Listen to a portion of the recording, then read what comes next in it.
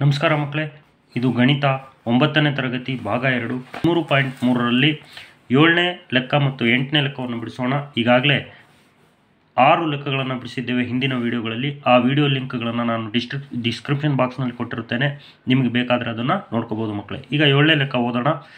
ಒಬ್ಬ ವಿದೂಷಕನ ಟೋಪಿಯು ನೇರ ವೃತ್ತಾಕಾರದ ಶಂಕುವಿನಾಕಾರದಲ್ಲಿದೆ. ಅದರ ಪಾದದ ತ್ರಿಜ್ಯ 7 ಸೆಂಟಿಮೀಟರ್ ಮತ್ತು ಎತ್ತರವು 24 ಸೆಂಟಿಮೀಟರ್ ಆದರೆ ಅಂತಹ 10 ಟೋಪಿಯನ್ನು ತಯಾರಿಸಲು ಬೇಕಾದ ಹಾಳೆಯ ವಿಸ್ತೀರ್ಣವನ್ನು ಕಂಡುಹಿಡಿಯಿರಿ. ಈಗ ಈ ಎಲ್ಲ ಲೆಕ್ಕಗಳು ಶಂಕುವಿನ ವಕ್ರ ಮೇಲ್ಮೈ ವಿಸ್ತೀರ್ಣದ ಮೇಲೆ ಇರೋದ್ರಿಂದ ಶಂಕುವಿನ ವಕ್ರ ಮೇಲ್ಮೈ ವಿಸ್ತೀರ್ಣದ ಸೂತ್ರ πr/l ಅದನ್ನು ನೀವು ತಿಳ್ಕೊಂಡಿರ್ಬೇಕು. ಈಗ ಒಂದು ಟೋಪಿ ಅಂದರೆ 10 ಟೋಪಿಯನ್ನು ತಯಾರಿಸಲು ಹಾಳೆ ವಿಸ್ತೀರ್ಣ ಕಂಡುಹಿಡಬೇಕು. ಅದರಲ್ಲಿ ತ್ರಿಜ್ಯ ಕೊಟ್ಟಿದ್ದಾನೆ 7 ಸೆಂಟಿಮೀಟರ್, ಆಮೇಲೆ ಎತ್ತರ ಕೊಟ್ಟಿದ್ದಾನೆ h 24 ಸೆಂಟಿಮೀಟರ್ ಕೊಟ್ಟಿದ್ದಾನೆ. ನಮಗೆ ಬೇಕಾಗಿರೋದು L ಅಂದರೆ ಓರೆ ಎತ್ತರ. ಓರೆ ಎತ್ತರ ಕಂಡುಹಿಡಿಯೋಕ್ಕೆ ನಾವು ಇದನ್ನು ಈ ಒಂದು ತ್ರಿಭುಜ ABC ಅಂತ ನಾವು ಇಟ್ಕೊಳ್ಳೋಣ. ABC ತ್ರಿಭುಜ ಲಂಬಕೋನ ತ್ರಿಭುಜ. ಹಂಗಾಗಿ ಪೈಥಾಗರಸ್ನ ಪ್ರಮೇಯದ ಪ್ರಕಾರ ಇಲ್ಲಿ ವಿಕರ್ಣದ ಮೇಲಿನ ವರ್ಗವು ಉಳಿದೆರಡು ಬಾಹುಗಳ ವರ್ಗಗಳ ಮೊತ್ತಕ್ಕೆ ಸಮನಾಗಿರುತ್ತದೆ. ಅಂದರೆ L² = h² + r². h ಅಂದರೆ 24 ಸ್ಕ್ವಯರು, r ಅಂದರೆ 7 ಸ್ಕ್ವಯರ್. h ಬೆಲೆ ಎತ್ತರ 24, r 7 ಸೆಂಟಿಮೀಟ್ರು. 24 ಸ್ಕ್ವಯರ್ 24 × 24 ಗುಣಿಸಿದಾಗ 576 ಬಂದಿದೆ. 576 7 ಸ್ಕ್ವಯರ್ ಅಂದರೆ 7ನ್ನು 2 ಸತಿ ಗುಣಿಸ್ಬೇಕು. 7 7 49, 576 49 ಸೇರಿದರೆ 625 ಆಯಿತು. 625ನ್ನು ನಾವು ವರ್ಗಮೂಲ ಕಂಡುಹಿಡಿದಾಗ 25 ವರ್ಗಮೂಲ ಬಂದಿದೆ 25. L² = 25 square. ಓರೆ ಎತ್ತರ L = 25 ಸೆಂಟಿಮೀಟರ್. ಈಗ ನಮಗೆ ಓರೆ ಎತ್ತರ ಸಿಕ್ಕಿದೆ. ಟೋಪಿಯ ಒಂದು ಟೋಪಿಯ ವಕ್ರ ಮೇಲ್ಮೈ ವಿಸ್ತೀರ್ಣ πr/l. ಇದು ವಕ್ರ ಮೇಲ್ಮೈ ವಿಸ್ತೀರ್ಣ ಕಂಡುಹಿಡಿಯೋ ಸೂತ್ರ. π ಬೆಲೆ 7/22 × r ತ್ರಿಜ್ಯ 7 ಸೆಂಟಿಮೀಟರ್ ಕೊಟ್ಟಿದ್ದಾನೆ. L ಅಂದರೆ ಓರೆ ಎತ್ತರ ನಾವು ಈಗ ಕಂಡುಹಿಡಿದ್ವಿ 25 ಸೆಂಟಿಮೀಟರ್. 7ಕ್ಕೂ 7ಕ್ಕೂ ಹೋಗುತ್ತೆ. 7 1 7, 7 1 7. ಈಗ 25 ಬಗ್ಗೆ ಸುಲಭವಾಗಿ ಹೇಳ್ಬೋದು. 25 2 50ಕ್ಕೆ 0.5, 25 2 50 55 ಅಂದರೆ 550 ಸೆಂಟಿಮೀಟರ್ ಸ್ಕ್ವಯರು ಒಂದು ಟೋಪಿಗೆ ಬೇಕಾದ ಹಾಳೆ ವಿಸ್ತೀರ್ಣ. ಇಂಥ 10 ಟೋಪಿಗೆ ಬೇಕಾದ ಹಾಳೆ ವಿಸ್ತೀರ್ಣ ಎಷ್ಟು? 550ಕ್ಕೆ 10ರಿಂದ ಗುಣಿಸ್ಬೇಕು, ಅಥವಾ 1ಕ್ಕೆ 550 ಆದರೆ 10ಕ್ಕೆ ಎಷ್ಟು? ಇದು ಟ್ರಿಕ್ಸ್, ಬರ್ಕೊಳ್ಳೋ ಟ್ರಿಕ್ಸ್ ಇದು. ಈಗ 10ರಿಂದ ಗುಣಿಸೋಣ. 10 0 0, 10 5 50ಕ್ಕೆ 0.5, 10 5 50ಕ್ಕೆ 0.5. 5500 ಸೆಂಟಿಮೀಟರ್ ಹಾಳೆ ನಮಗೆ ಬೇಕಾಗುತ್ತೆ. ಈಗ 8ನೇ ಪ್ರಶ್ನೆಯನ್ನು ಓದೋಣ. ಮರುಬಳಕೆ ಮಾಡಿದ ಕಾರ್ಡ್ಬೋರ್ಡ್ನಿಂದ ತಯಾರಿಸಿದ 50 ಟೊಳ್ಳಾದ ಶಂಕುಗಳನ್ನು ಉಪಯೋಗಿಸಿಕೊಂಡು ಬಸ್ ನಿಲ್ದಾಣವನ್ನು ರಸ್ತೆಯ ಉಳಿದ ಭಾಗದಿಂದ ಪ್ರತ್ಯೇಕಿಸಿದೆ. ಪ್ರತಿ ಶಂಕುವಿನ ಪಾದದ ವ್ಯಾಸ 40 ಸೆಂಟಿಮೀಟರ್ ಮತ್ತು ಎತ್ತರ 1 ಮೀಟರ್ ಇದೆ. ಅದರ ಹೊರಭಾಗಕ್ಕೆ ಬಣ್ಣ ಬಳಿಯಬೇಕಾಗಿದೆ. ಪ್ರತಿ 1 ಮೀಟರ್ ಸ್ಕ್ವೇರ್ಗೆ 12 ರೂಪಾಯಿ ವೆಚ್ಚವಾದರೆ ಈ ಎಲ್ಲ ಶಂಕುಗಳಿಗೆ ಬಣ್ಣ ಬಳಿಯಲು ತಗುಲುವ ವೆಚ್ಚ ಕಂಡುಹಿಡಿಯಿರಿ. π ಬೆಲೆ 3.14, √1.04, 1.04ರ ವರ್ಗಮೂಲ 1.02 ಎಂದು ಉಪಯೋಗಿಸಿ ಅಂತ.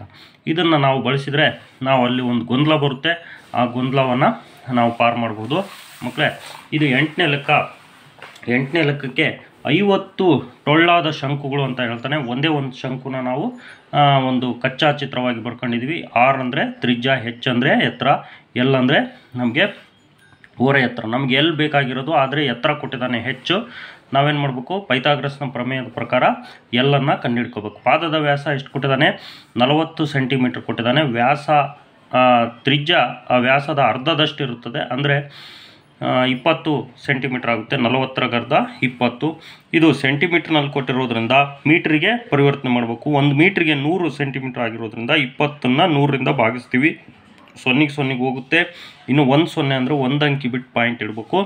0.2 ಮೀಟರ್. ಎತ್ತರ ಎಷ್ಟು ಕೊಟ್ಟಿದ್ದಾನೆ? 1 ಮೀಟ್ರ್ ಕೊಟ್ಟಿದ್ದಾನೆ. ತ್ರಿಜ್ಯ 0.2 ಮೀಟ್ರ್. ಈಗ ಇಲ್ಲಿ A, ಇದು B, ಇದು C ಅಂತ ಇದು ತ್ರಿಭುಜ ತಗೊಂಡ್ರೆ ಇದು ಒಂದು ಲಂಬಕೋನ ತ್ರಿಭುಜವಾಗಿದೆ. ಈ ಲಂಬಕೋನ ತ್ರಿಭುಜದಲ್ಲಿ ವಿಕರ್ಣದ ಮೇಲಿನ ವರ್ಗವು ಉಳಿದೆರಡು ಬಾಹುಗಳ ವರ್ಗಗಳ ಮೊತ್ತಕ್ಕೆ ಸಮನಾಗಿರುತ್ತದೆ. ಇದು ಪೈಥಾಗರಸ್ನ ಪ್ರಮೇಯ. ಇದರ ಪ್ರಕಾರ L square is equal to H square plus R square. H square ಅಂದರೆ ಎತ್ತರ ಸ್ಕ್ವಯರ್. ಎತ್ತರ ಎಷ್ಟು ಕೊಟ್ಟಿದ್ದಾನೆ? 1 ಮೀಟ್ರ್. 1 ಸ್ಕ್ವಯರ್ ಪ್ಲಸ್ ತ್ರಿಜ್ಯ ಎಷ್ಟು ಕೊಟ್ಟಿದ್ದಾನೆ? 0.2 ಸ್ಕ್ವಯರ್. 1 ಸ್ಕ್ವಯರ್ ಅಂದರೆ 1 ಒಂದಲೇ 1 ಪ್ಲಸ್ 0.2 ಇಂಟು 0.2 2 4 ಅಂದರೆ 0.04 ಆಗುತ್ತೆ. ಕೂಡಿದರೆ 1ಕ್ಕೆ ಕೂಡಿದರೆ 1.04 ಆಯಿತು. L square. ಎಲ್ ಬೆಲೆ ಕಂಡುಹಿಡಿಬೇಕಂದ್ರೆ ಇದರ ವರ್ಗಮೂಲ ಕಂಡುಹಿಡಿಬೇಕು. ನಿಮಗೆ ಪುಸ್ತಕದಲ್ಲಿ ಏನು ಕೊಟ್ಟಿದ್ದಾನೆ? ಸ್ಕ್ವಯರ್ ರೂಟ್ ಆಫ್ 1.04ನ ಉತ್ತರ ವರ್ಗಮೂಲ 1.02 ತೊಗೊಳ್ರಿ ಅಂತ ಹೇಳಿದಾನೆ. ಅದಕ್ಕೆ 1.02 ತಾಂತೀವಿ. ನಾವು 1.04ಕ್ಕೆ ವರ್ಗಮೂಲ ಕಂಡುಹಿಡ್ಕೊಳ್ತಾ ಹೋದರೆ ನಮಗೆ ವರ್ಗಮೂಲ ಸಿಗೋದಿಲ್ಲ. ಹಾಗಾಗಿ ಇಲ್ಲಿ ಅವನೇ ನಮ್ಮ ಒಂದು ಗೊಂದಲವನ್ನು ಪರಿಹರಿಸಿದ್ದಾನೆ. ಅಂದರೆ ಪುಸ್ತಕದಲ್ಲಿ ಗೊಂದಲವನ್ನು ಬಗೆಹರಿಸಿದ್ದಾರೆ. ಓರೆ ಎತ್ತರ L is equal to 1.02 metre. ಈಗ ಒಂದು ಶಂಕುದು ವಕ್ರ ಮೇಲ್ಮೈ ವಿಸ್ತೀರ್ಣ ಕಂಡುಹಿಡ್ಕೊಳ್ಳೋಣ. ಅದರ ಸೂತ್ರ ಪೈ ಆರ್ ಎಲ್. ಪೈ ಬೆಲೆ 3.14 ಅಂತ ಬರ್ಕೊಳ್ರಿ ಅಂತ ಲೆಕ್ಕದಲ್ಲಿ ಕೊಟ್ಟಿರೋದ್ರಿಂದ 3.14 ಬರ್ಕೊಂಡಿದ್ದೀವಿ. ಇಂಟು ಆರ್ ತ್ರಿಜ್ಯ 0.2 ಇಂಟು ಎಲ್ ಅಂದರೆ ಇದು ಯಾವುದು? ಓರೆ ಎತ್ತರ 1.02 ಈಗಾಗಲೇ ಕಂಡುಹಿಡಿದಿದ್ವಿ. 2 ಮಗ್ಗೆಯಿಂದ ನಾವು ಈ 3.14ಕ್ಕೆ ಗುಣಿಸೋಣ. 2 4 8, 2 1 2, 2 3 6. ಇಲ್ಲಿ ಪಾಯಿಂಟ್ ಬಿಟ್ಟು 2 ಅಂಕಿ, ಪಾಯಿಂಟ್ ಬಿಟ್ಟು 1 ಅಂಕಿ, 2 ಅಂಕಿ 1 ಅಂಕಿ 3 ಅಂಕಿ, 3 ಅಂಕಿ ಬಿಟ್ಟು ಪಾಯಿಂಟ್ ಇಟ್ವಿ. ಇಂಟು 1.02. 102ರಿಂದ 8 ಗುಣಿಸೋಣ ನೋಡ್ರಿ ಎಷ್ಟು ಸುಲಭ ಇದೆ. 102 8 800 ಒಂದು 8 2 16 816 ಆಯಿತು. 816ಕ್ಕೆ 6 ದಶಕ 81. 102 204 ಆಗುತ್ತೆ. 204 ಒಂದು 81, 204 ಒಂದು 80, 285 ಆಯಿತು. 285ಕ್ಕೆ 5 ದಶಕ 28 ಮತ್ತು 102 612 ಆಗುತ್ತೆ. 612 ಒಂದು 28, 612 ಒಂದು 28, 640 ಆಗುತ್ತೆ. ಇಲ್ಲಿ ಪಾಯಿಂಟ್ ಬಿಟ್ಟು 3 ಅಂಕಿ, ಇಲ್ಲಿ ಪಾಯಿಂಟ್ ಬಿಟ್ಟು 2 ಅಂಕಿ ಅಂದರೆ 5 ಅಂಕಿ. ಟೋಟಲ್ 5 ಅಂಕಿ. 5 ಅಂಕಿ ಬಿಟ್ಟು ಪಾಯಿಂಟ್ ಇಟ್ಟರೆ 0.6456 ಮೀಟರ್ ಸ್ಕ್ವಯರ್. ನೀವು ಎಕ್ಸಾಮ್ನಲ್ಲಿ ನಿಮ್ಮ ಕ್ಯಾಲ್ಕುಲೇಟರ್ ಇರೋಲ್ಲ, ಆಮೇಲೆ ಏನೂ ಇರೋಲ್ಲ, ಮೊಬೈಲ್ ಇರೋಲ್ಲ. ಹಂಗಾಗಿ ನೀವು ಹಿಂಗೆ ಗುಣಿಸೋದು ಕಲ್ತ್ಕೋಬೇಕು ಮಕ್ಕಳೇ. ಒಂದು ಶಂಕುವಿನ ವಕ್ರ ಮೇಲ್ಮೈ ವಿಸ್ತೀರ್ಣ ಇಷ್ಟು. ನಮಗೆ 50 ಶಂಕುಗಳ ವಕ್ರ ಮೇಲ್ಮೈ ವಿಸ್ತೀರ್ಣ ಬೇಕು. ಯಾಕಂದರೆ ಅವಕ್ಕೆಲ್ಲ ಬಣ್ಣ ಹಚ್ಚಬೇಕಾಗಿದೆ. 50 ಶಂಕುಗಳ ವಕ್ರ ಮೇಲ್ಮೈ ವಿಸ್ತೀರ್ಣ ಅಂದರೆ 50ರಿಂದ ಗುಣಿಸ್ಬಿಡ್ಬೇಕು. ಮೊದಲು 5ರಿಂದ ಗುಣಿಸೋಣ. 0 ಬಿಟ್ಟು 5 6 30ಕ್ಕೆ 0 ದಶಕ 3, 5 5 5 25 25 3 28ಕ್ಕೆ 8 ದಶಕ 2, 5 0 0 5 2 2, 5 4 20ಕ್ಕೆ 0 ದಶಕ 2, 5 6 30 32 32. ಇಲ್ಲಿ 0 ಬಿಟ್ಟಿದ್ವಲ್ಲ, ಒಂದು 0 ಬರ್ಕೊಂಡ್ವಿ. ಇಲ್ಲಿ ಒಟ್ಟು 5 ಅಂಕಿಗಳು ಬಿಟ್ಟು ಪಾಯಿಂಟ್ ಇಡಬೇಕಾಗಿದೆ. 1 2 3 4 5 5 ಅಂಕಿ ಬಿಟ್ಟು ಪಾಯಿಂಟ್ ಇಟ್ವಿ. ಎಷ್ಟು ಬಂತು? 32.028. ಮುಂದಿನ 2 0ಗೆ ಬೆಲೆ ಇಲ್ಲ. ಹಂಗಾಗಿ 32.028 ಮೀಟರ್ ಸ್ಕ್ವಯರ್. ಇದು 50 ಶಂಕುಗಳ ವಕ್ರ ಮೇಲ್ಮೈ ವಿಸ್ತೀರ್ಣ. ಇಷ್ಟು ವಿಸ್ತೀರ್ಣಕ್ಕೆ ನಾವು ಬಣ್ಣ ಹಾಕಬೇಕಾಗಿದೆ. 1 ಮೀಟರ್ ಮೇಲ್ಮೈ ವಿಸ್ತೀರ್ಣಕ್ಕೆ ಬಣ್ಣ ಹಚ್ಚಲು 12 ರೂಪಾಯಿ ಖರ್ಚಾಗುತ್ತೆ. 32.028 ಮೀಟರ್ ಸ್ಕ್ವಯರ್ ವಿಸ್ತೀರ್ಣಕ್ಕೆ ಬಣ್ಣ ಹಚ್ಚಲು ಇದನ್ನು ಈ ರೀತಿ ಇದು ಟ್ರಿಕ್ಸ್ ಬರ್ಕೊಳ್ಳೋ ಟ್ರಿಕ್ಸು. 1ಕ್ಕೆ 12 ಅಂದರೆ 1 ಕೆಳಗೆ ಹೋಗುತ್ತೆ, 12 ಮೇಲೆ ಬರುತ್ತೆ. 1ಕ್ಕೆ 12 ರೂಪಾಯಿ ಆದರೆ ಇಂಟು 32.028ಕ್ಕೆ ಎಷ್ಟು ಅಂತ ಇವೆರಡು ಗುಣಿಸ್ಬೇಕಾಗುತ್ತೆ. ಒಂದು ಬೆಲೆ ಇರೋಲ್ಲ. 12 ಮಗಿಂದ 12 8 96 6 ದಶಕ 9, 12 2 24 9, 33ಕ್ಕೆ 3 ದಶಕ 3, 12 0 0 0ಗೆ ಸೇರಿ 3 ಸೇರಿದ 3, 12 2 24ಕ್ಕೆ 4 ದಶಕ 2, 12 3 36 36 2 38. ಇಲ್ಲಿ 3 ಅಂಕಿ ಬಿಟ್ಟು ಪಾಯಿಂಟ್ ಇದೆ, 3 ಅಂಕಿ ಬಿಟ್ಟು ಪಾಯಿಂಟ್ ಇತ್ತು. ಎಷ್ಟಾಯಿತು? 384.336 ಮೀಟರ್ ಸ್ಕ್ವೇರ್ ಅಲ್ಲ, ರೂಪಾಯಿ. ಇದು ದುಡ್ಡು ಕಂಡುಹಿಡಿದಿರೋದು. ಈ ಮೇಲ್ಮೈ ವಿಸ್ತೀರ್ಣಕ್ಕೆ ಬಣ್ಣ ಹಚ್ಚಲು ಅಂದರೆ ಎಷ್ಟು?